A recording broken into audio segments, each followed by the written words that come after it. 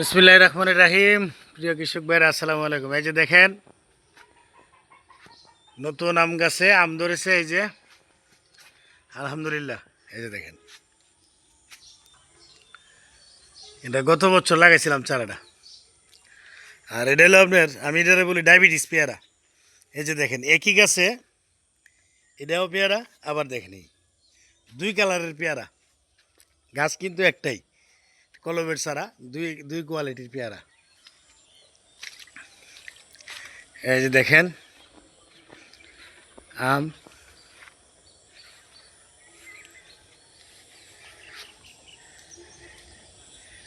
মাশাআল্লাহ, দোয়া করবেন।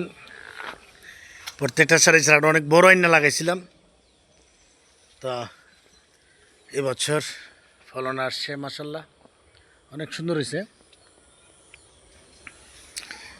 যেরকমটা বলছে এরকমটি হয়েছে। এটা আমি এক নার্সারি তিলাকপীর থেকে আনছিলাম, আমাদের এই যে তিলাকপীর বাস স্ট্যান্ডের পাশেই।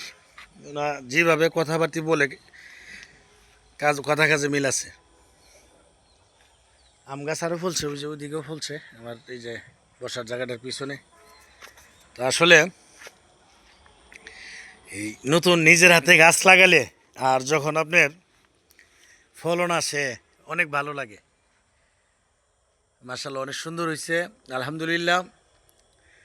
তো যারা ভিডিওটি দেখবেন, অবশ্যই আপনাদের দাওয়াত রইল, আমার খামারে আসবেন, আম আমের দাওয়াত রইল।